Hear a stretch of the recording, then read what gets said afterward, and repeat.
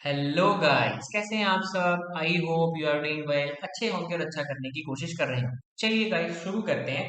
आज से हमारे इस लेक्चर में आपको सबसे पहले तो हम पढ़ने के वाले हैं। तो पेपर टू जो हमारा होगा एमपीपीएससी मेंस का पेपर टू, उसका पार्ट ए, उसकी यूनिट वन हम सबसे पहले फिनिश करेंगे। ठीक है, तो इसमें हम पढ़ेंगे कैसे। हम सबसे पहले अकॉर्डिंग टू सिलेबस चलेंगे, टू द पॉइंट चीजों को देखेंगे।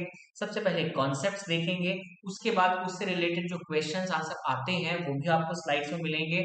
और क्वेश्चन आंसर को हमें आंसर कैसे करना है, क्वेश्चंस को उनके आंसर्स कैसे बनने हैं, कैसे लिखते हैं, वो सारी चीजें हम यहाँ पर बात करेंगे। बट उसके पहले सबसे पहले कॉन्सेप्ट की बात करें। ठीक है, चलिए। तो यूनिट वन क्या क्या बोलती है हमारी।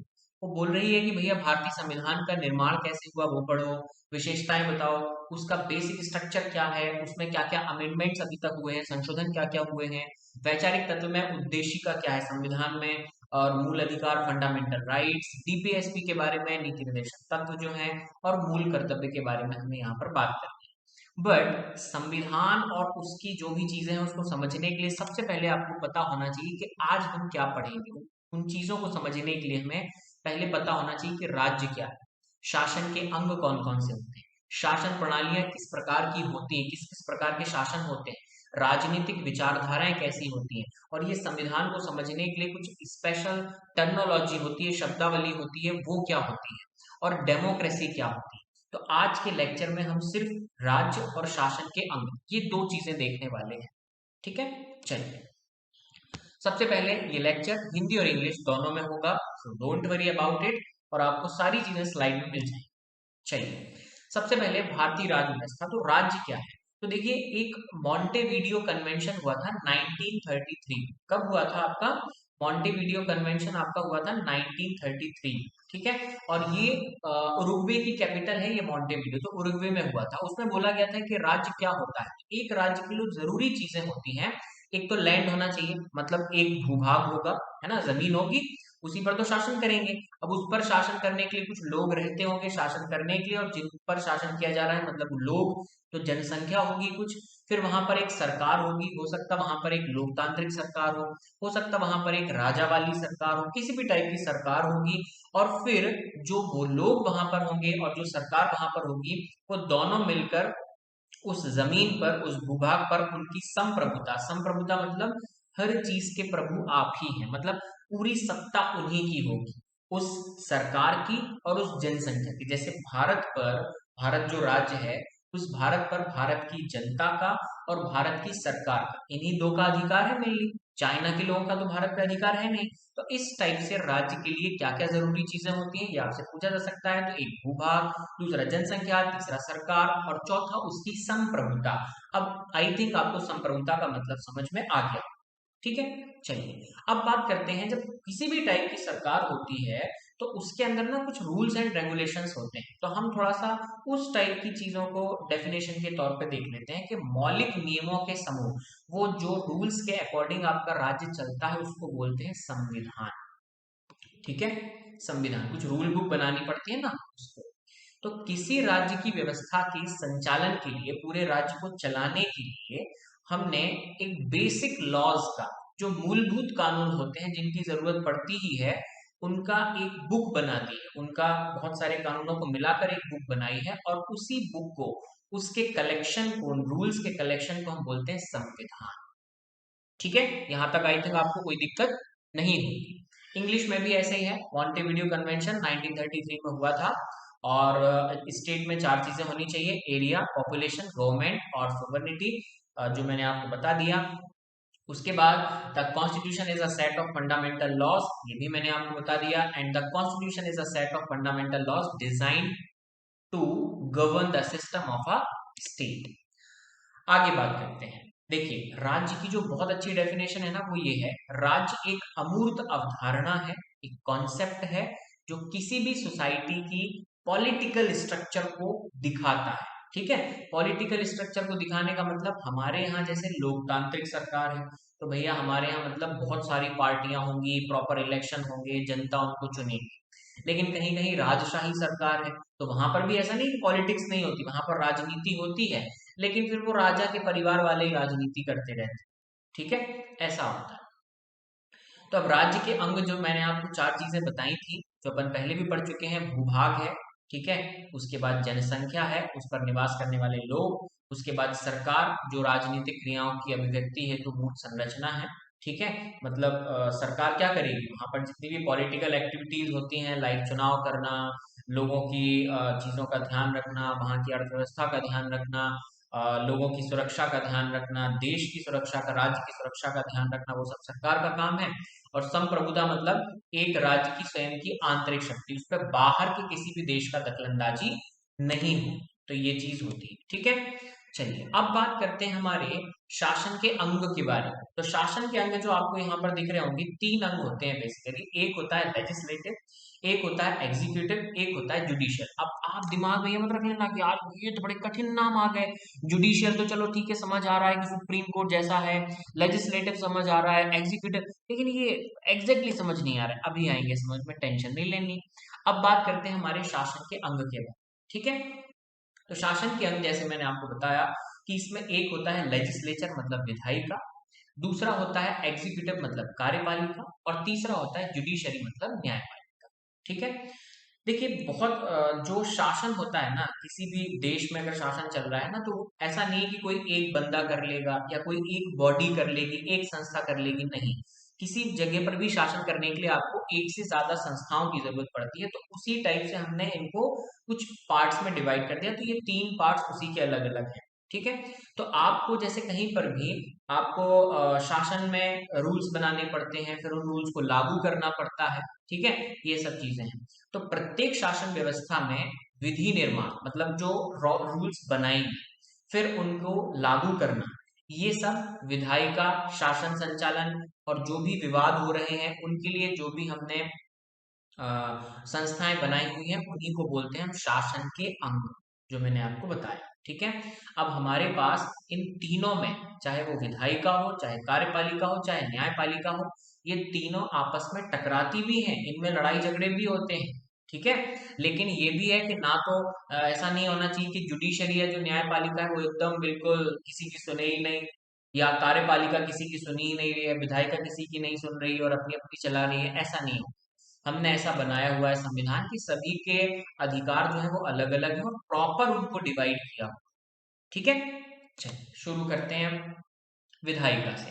तो देखिए विधायिका में क्या होता है कि क्या क्या काम है विधायिका, क्या क्या करती है विधायिका, मतलब आपकी विधानसभा या लोकसभा, ठीक है। तो देखो एक तो कानून बनाने का काम इन्हीं का होता है। क्या काम होता है इनका? कानून बनाने का काम इन्हीं का होता है। दूसरा, जैसे हमारे भारत देश के बारे में अगर हम बात करें तो हमारे यहाँ लोकतंत्र है, मतलब जनता के द्वारा चुन के जो लोग आते हैं वो करते हैं। तो लोकतांत्रिक शासन जैसे भारत में हमने इलेक्शन करवाए, उसमें जो लोग जीते वो संसद में बैठेंगे और फिर वो नियम बनाएंगे, विधि निर्माण, विधि मतलब होता है लॉ बनाना, नियम बनाना, ठीक है। तो वो विधि निर्माण करें। अब कुछ कुछ देशों में पता एक ही सदन होता है, मतलब जैसे अकेली लोकसभा होगी या अकेली राज्यसभा होगी, लेकिन भारत में दो हैं। आपको बचपन से पता होगा कि भैया एक लोकसभा होती है, एक राज्यसभा होती है। तो हमारे यहाँ दो है, कहीं कहीं एक सदनी भी होती है, कहीं कहीं द्विसदनी भी। भारत में केंद्रीय स्तर पर संसद होती है और राज्यों के स्तर पर विधानसभाएं होती हैं। और कहीं कहीं राज्य में भी दो स्तर होते हैं, विधानसभा भी है और विधान परिषद भी है। तो इनके बारे में हम डिटेल में बाद में बात करेंगे कि विधानसभा और विधान परिषद में क्या अंतर है, क्या इलेक्शन कैसे होता है, वो बहुत बाद की बात है। अभी आपको आई थिंक इतना समझ आ गया होगा कि विधायी का मतलब संसद या फिर विधानसभा, और इन दो में जो लोग इलेक्शन से जीत के आते हैं वो बैठते हैं और उनका मेन काम होता है लॉ को बनाना, विधि निर्माण करना। दूसरी बात आती है हमारी कार्यपालिका मतलब एग्जीक्यूटिव। अब देखिए ये जो कार्यपालिका है ना, इसके नाम से ही समझ आ रहा है कार्यपालिका मतलब कुछ काम करेगी, ठीक है। और विधायिका के नाम से समझ आ रहा है कि ये विधि बनाएगी या विधान बनाएगी, ठीक है। तो ये देखिए कार्यपालिका कुछ काम करेगी, मतलब कार्यपालिका जो विधायिका ने जो संसद से कानून बना है उसको लागू करने के लिए भारत सरकार की कैबिनेट काम करती है। तो आपको ये फोटो में दिख रहे होगी भारत सरकार की जो कैबिनेट बैठी हुई है, इन्हीं को बोलते हैं हम कार्यपालिका। और ये जो कार्यपालिका है वो विधायिका से ही चयनित होकर आती है भारत में। देखो देखो देखो ये लिखा हुआ है जो कि भैया जो इंडिया है वहां पे विधायिका से विधायिका के सदस्यों से ही कार्यपालिका का चयन होता है।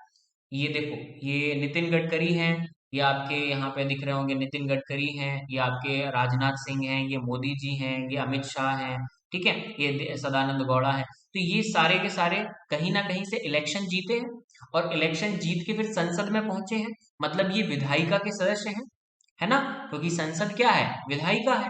और फिर वहीं से इनको सब लोगों को मंत्री नहीं बनाया गया, जिनको मंत्री बनाया गया और कैबिनेट में बिठाया गया वो कार्यपालिका माने जाए। हर सांसद और हर विधायक कार्यपालिका का हिस्सा नहीं होता, ये आपसे क्वेश्चन में पूछा जा सकता है, ठीक है। तो सांसद और विधायक जो मंत्री बन जाएगा वो कार्यपालिका का हिस्सा माना जाएगा, वो एग्जीक्यूटिव बॉडी माना जाएगा, ठीक है। अब देखिए, अब आप बोलेंगे एक चीज आपकी बड़ी खुश होने वाली है, क्योंकि कार्यपालिका में अकेले ये नेता नगरी नहीं होती, कार्यपालिका में आप लोग भी आएंगे, जो पीएससी सिलेक्ट होंगे, जो यूपीएससी सिलेक्ट होंगे वो भी आएंगे, क्योंकि हमारी कार्यपालिका के दो पार्ट होते हैं, दो प्रकार की होती है, एक होती है राजनीतिक कार्यपालिका और एक होती है स्थायी कार्यपालिका। देख रहे हो आप, इनको बोला गया है राजनीतिक और बेसिकली दूसरा पार्ट है स्थायी, मतलब ये होते हैं अस्थाई। आज मोदी जी हैं, उसके पहले मनमोहन सिंह जी थे, ठीक है ना। तो ये तो बदलते रहेंगे, चुनाव जो जीतेगा वो आ जाएगा, चुनाव जो हारेगा वो चला जाएगा, ठीक है। लेकिन स्थायी कार्यपालिका मतलब आप लोग, मतलब जो यूपीएससी सिलेक्ट हो रहे हैं, जो पीएससी सिलेक्ट हो रहे हैं, जो अधिकारी हैं, शासकों का जो अधिकारी तंत्र है वो भी कार्यपालिका में आता है, ठीक है। विधायक, सॉरी, मंत्री जो है ना, वो आपको बोलता है, एक नोटिस जारी करता है कि आप सपोज भोपाल के कलेक्टर हैं, तो उसने एक नोटिस जारी किया कि भैया आज से जो भी खुले में पान तमाकू या गुटखा कुछ भी कहीं थूकते हुए दिख गया तो उस पर 500 रुपए का जुर्माना लगाया जाए। तो ये वहां से तो रूल बना दिया उन्होंने विधानसभा में। अब विधानसभा से उन्होंने, मंत्री ने कार्यपालिका में आ गया, कार्यपालिका को लागू कराना है, कार्यपालिका ने बोला कि भैया पूरे कलेक्टर्स को दे दो, ये फैक्स कर दो, तो पूरे कलेक्टर्स के पास मेल पहुंच गया, फैक्स पहुंच गया। अब कलेक्टर एग्जैक्टली लागू करेगा उसको, पूरे अफसरों को, नीचे के अफसरों को बोलेगा, ठीक है। तो कार्यपालिका में शासकों का जो अधिकारी तंत्र है ना वो भी आता है।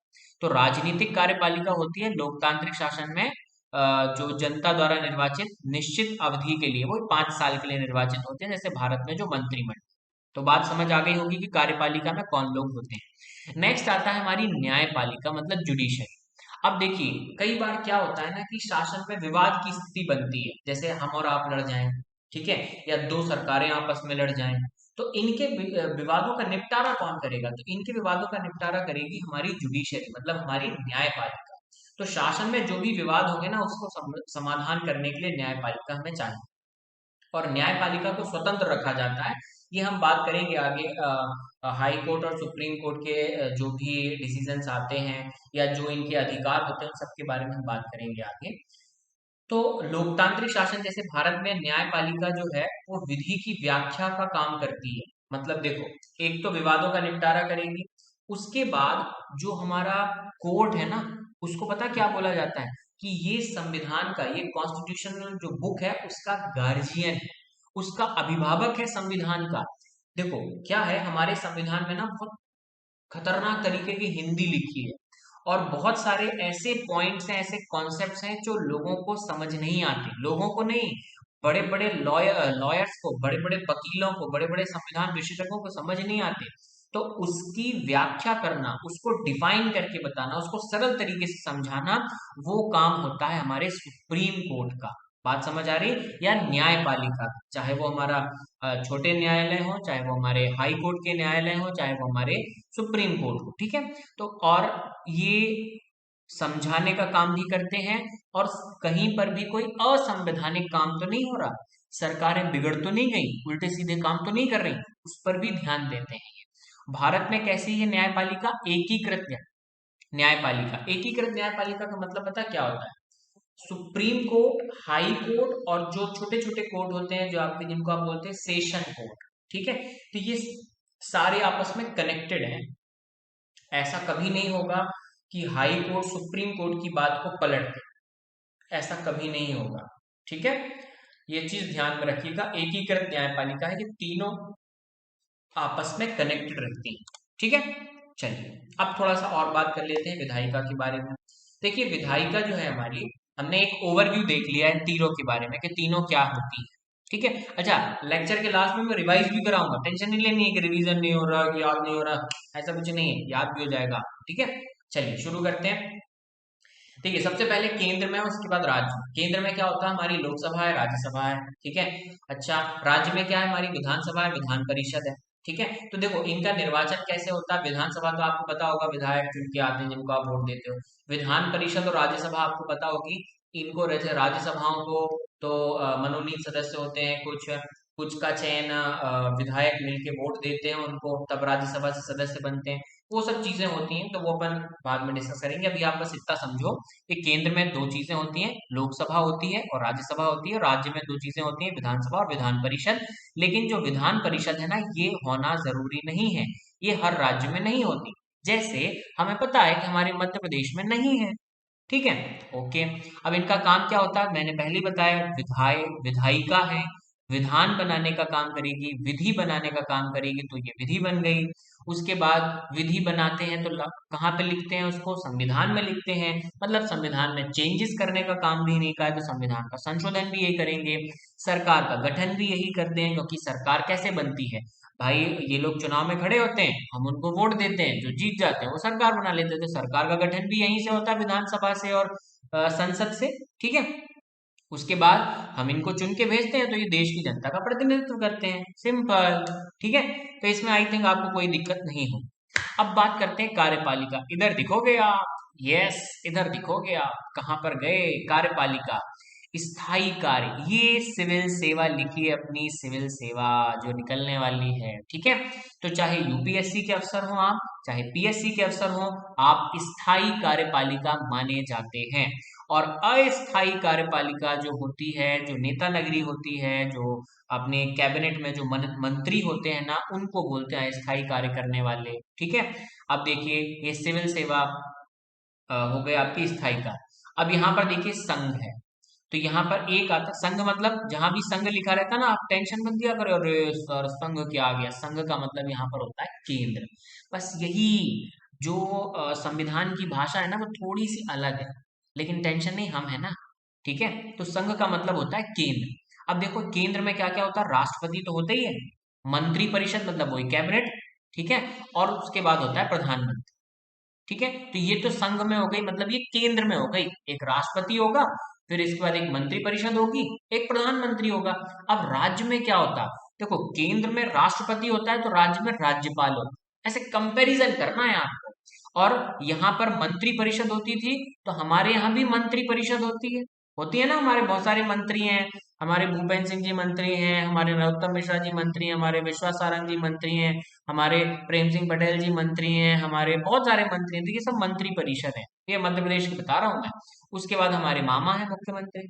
ठीक है, हाँ चाचा विधायक नहीं है हमारे, लेकिन मामा जरूर मुख्यमंत्री हैं। ठीक है, तो ये मुख्यमंत्री हो गए, तो ये राज्य में ऐसे होते हैं और ये केंद्र में ऐसे होते हैं। अब इनका काम क्या होता है, वो अपन पहले ही पढ़ चुके हैं कि भैया, एक तो ये नीति निर्माण करते हैं। अब ध्यान से सुनिएगा, यहाँ पर कहीं भी नहीं लिखा है कि ये विधि निर्माण करते हैं, तो ध्यान से देखिएगा, ये नीतियां बनाते हैं, पॉलिसी बनाते हैं।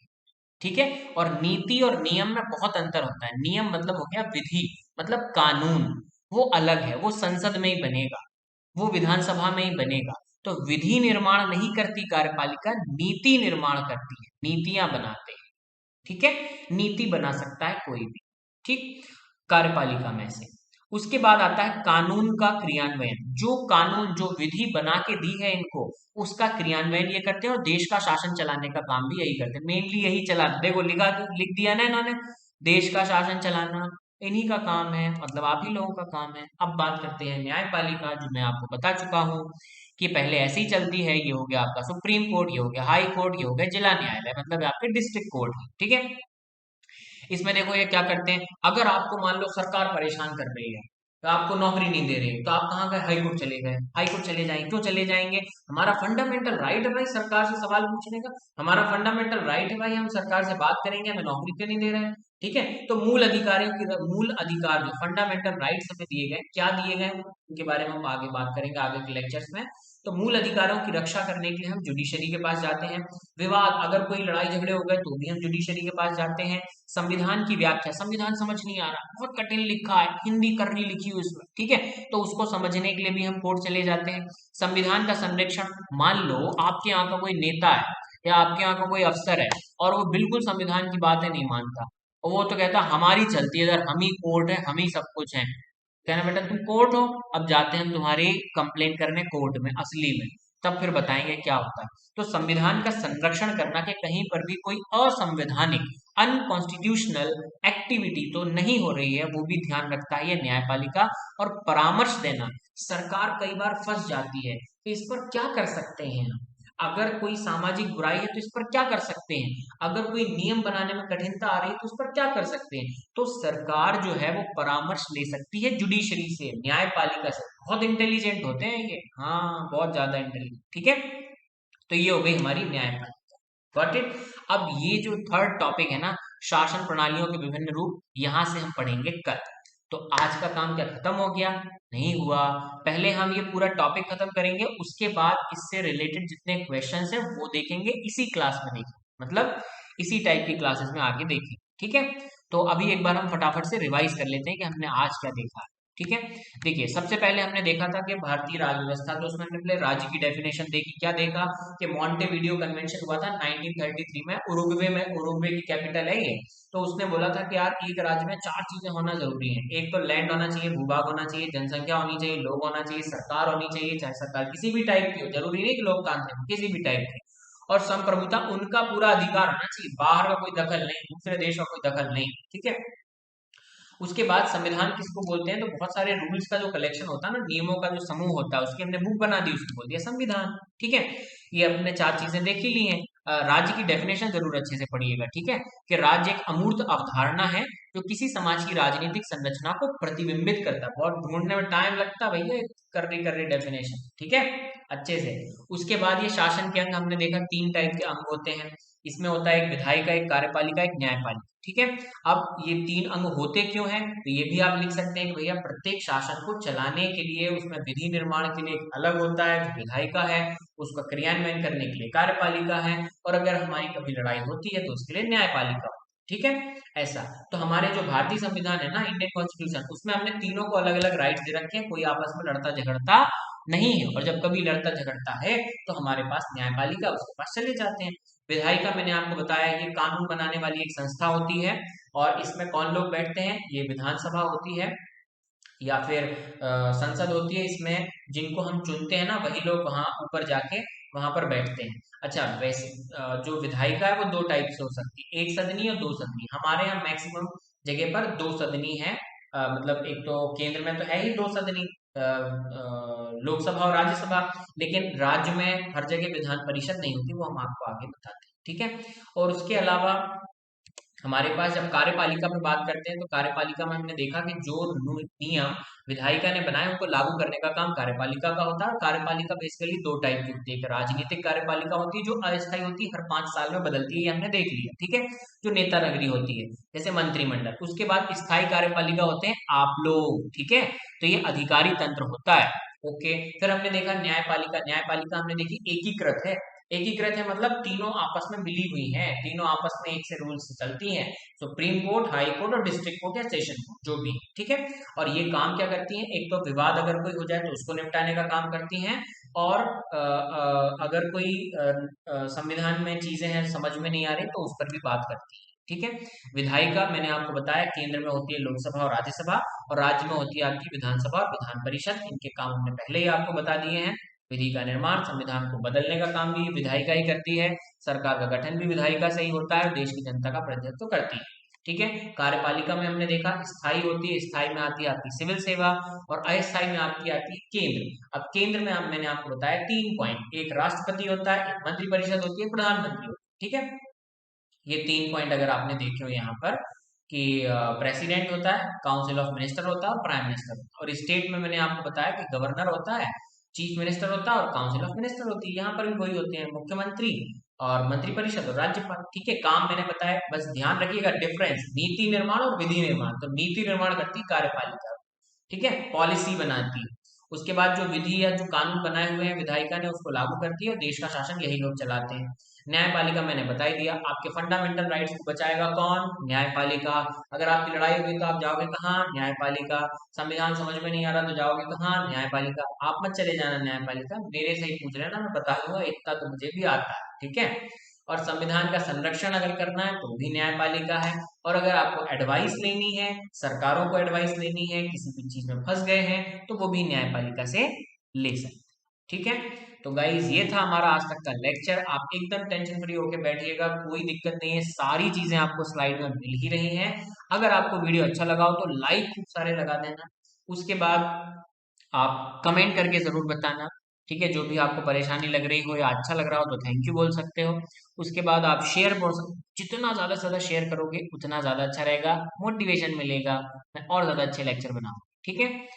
एंड बस बाकी बातें अपन कल करेंगे। So thank you very much. आप मेरी वेबसाइट भी विजिट कर सकते हैं, लिंक उसकी डिस्क्रिप्शन में दी गई है। आप मेरा टेलीग्राम चैनल भी ज्वाइन कर सकते हैं, फेसबुक पेज भी, इंस्टा पेज भी, जो भी ज्वाइन करना हो कोई एक कर लो, काफी है, ठीक है। Okay, thank you very much, thank you, thank you, thank you.